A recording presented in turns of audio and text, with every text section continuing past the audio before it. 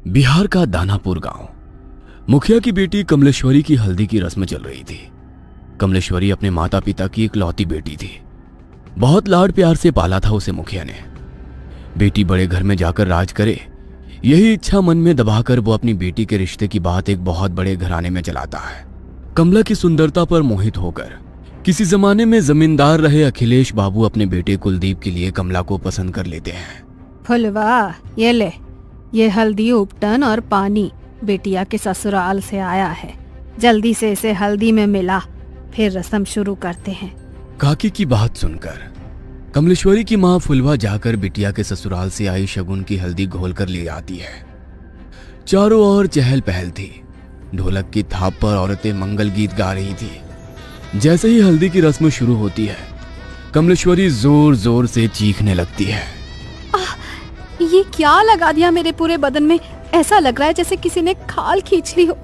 बहुत दर्द हो रहा है माँ। कमलेश्वरी के जोर जोर से चिल्लाने पर उसको हल्दी लगा रही औरतें उसे ले जाकर पानी से उसका सारा शरीर धोने लगती हैं। हाय राम, ये क्या हो गया मेरी बिटिया को? ऐसा लगता है जैसे किसी ने कांच पीसकर हल्दी में मिला दिया हो, लेकिन कौन करेगा ऐसा काम? कमलेश्वरी के बदन पर जहां जहां हल्दी रगड़ी गई थी, वहां पर लाल धब्बे हो गए थे।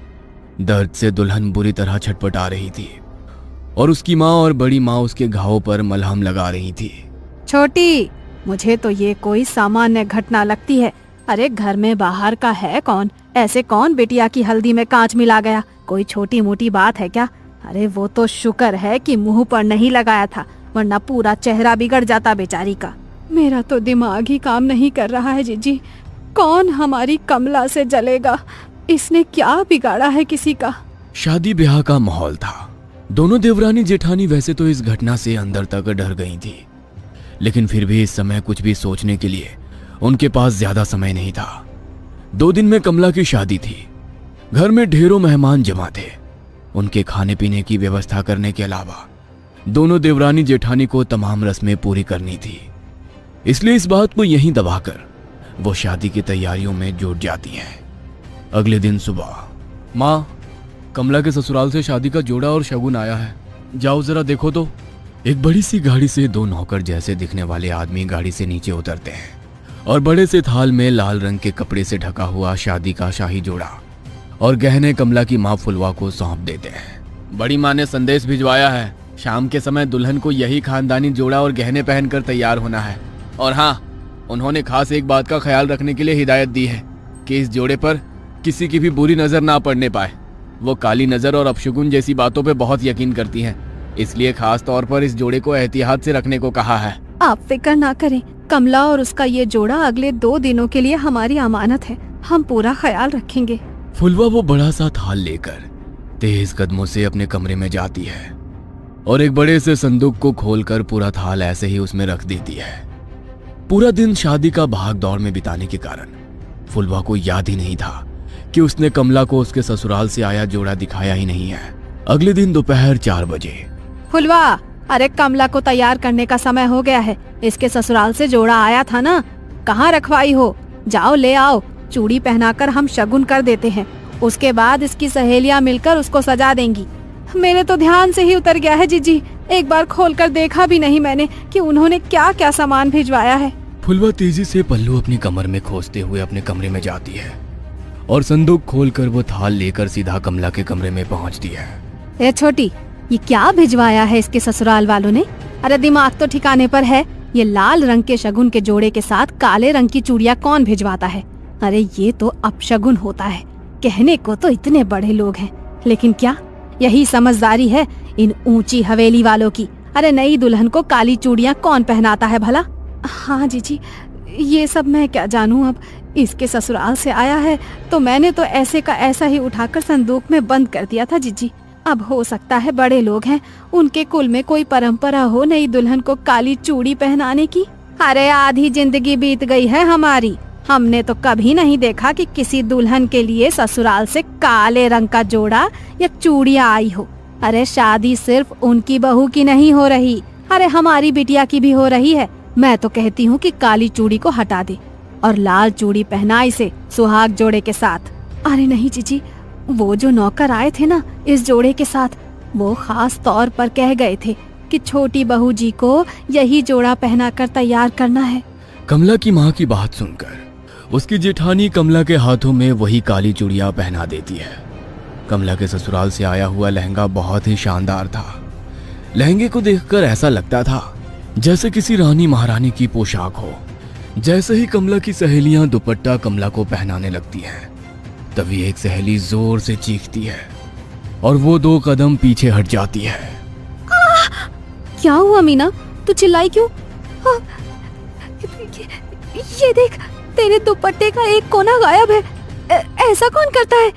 इस तरह का कटा फटा लहंगा दुल्हन को कौन भिजवाता है?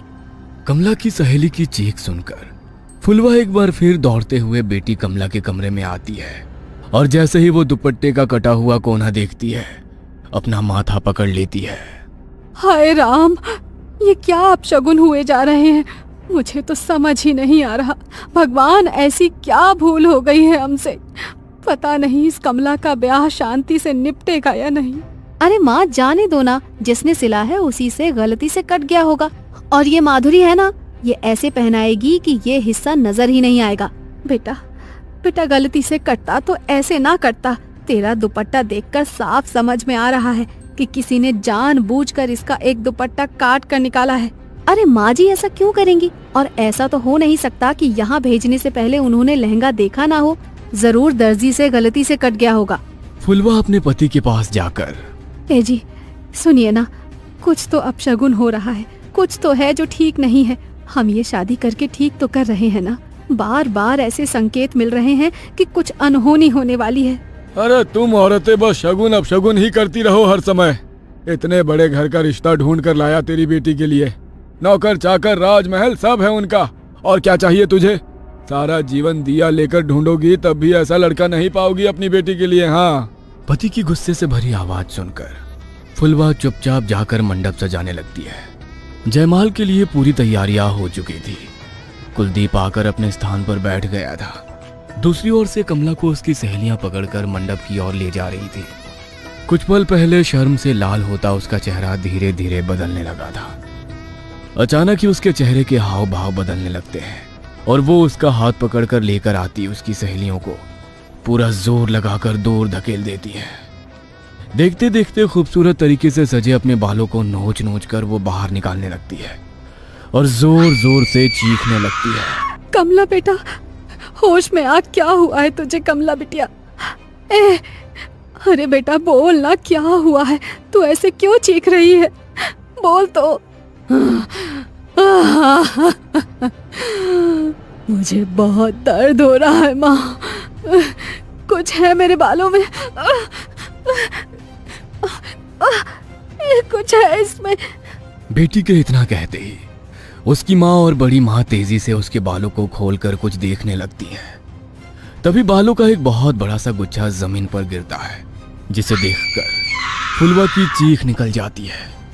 बड़ी माँ कमला के बालों को देखती है तो पाती है कि सर के एक हिस्से के बाल पूरी तरह से गायब हो गए हैं और वहां पर एक गोल घेरा जैसा बन गया है। अरे ये कैसे हो सकता है? अरे ऐसे कैसे अपने बाल टूटकर जमीन पर गिर पड़ते हैं? किसी की काली नजर लगी है हमारी बच्ची की खुशियों को। अरे इतनी सारी बातें एक साथ होना कोई संयोग नहीं हो सकता। कमला अभी भी घबराकर अपनी माँ के गले लगी हुई थी और जोर जोर से रो रही थी। फुलवा, बिटिया को ले जाओ और जाकर इसका हुलिया ठीक करो और फिर से जयमाल के लिए लेकर आओ।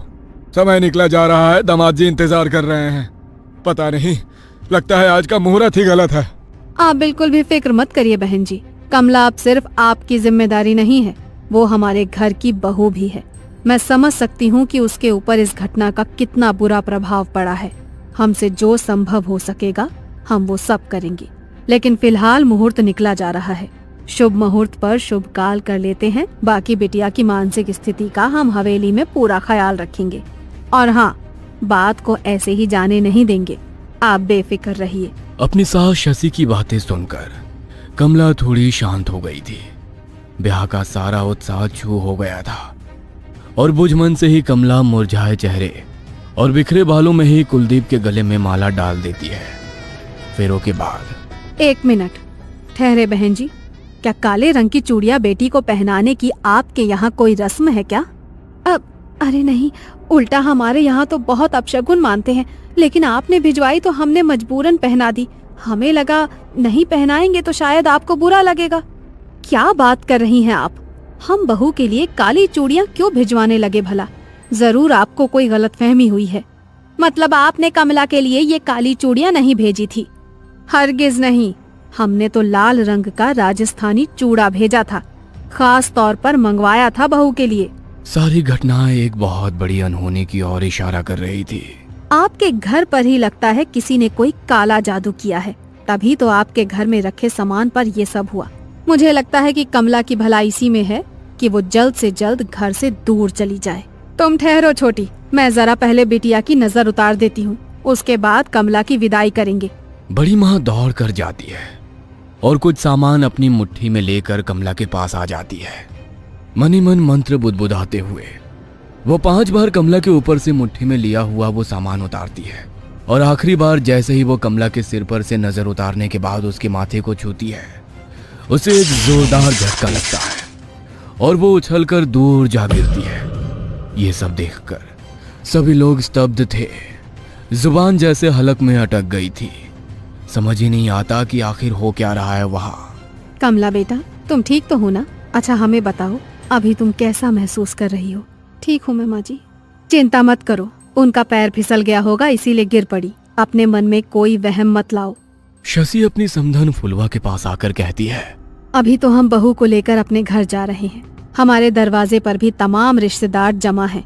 इस समय तो चर्चा करना ठीक नहीं होगा, लेकिन बहू की मुंह दिखाई के बाद हम पता करते हैं कि आखिर बहू को समस्या क्या है। तब तक आप भी कोई जानने वाले आदमी को बुलाकर अपने घर का शुद्धिकरण करा लीजिए। जी बहन जी, ठीक कह रही हैं आप। वैसे हमारे बड़े बुजुर्ग कहते हैं कि शादी विवाह में अगर पूजा पाठ में कुछ गलती हो जाए ना तो पितृ नाराज हो जाते हैं, और कई बार पितरों के नाराज होने पर भी कई तरह के अपशगुन हुआ करते हैं। हो सकता है जो कुछ हम सोच रहे हैं वैसा ना हो, और ये सब पितरों का ही क्रोध हो। हम पितरों की शांति के लिए भी हवन करेंगे, आप लोग फिक्र मत करिए। दोनों समधन गले मिलकर एक दूसरे से विदा लेती हैं और बारात कमला को लेकर विदा हो जाती है। ससुराल आने के बाद बहू की गृह प्रवेश से लेकर मुंह दिखाई तक की सारी रस्में बहुत ही शांति से संपन्न हो जाती है, जिससे शशि और कुलदीप के मन को बड़ी तसल्ली मिली थी।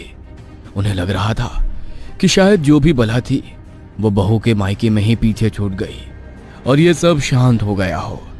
लेकिन कहते हैं ना, जब कोई बहुत बड़ा तूफान आने वाला होता है ना, तो उससे पहले एक लंबी खामोशी होती है।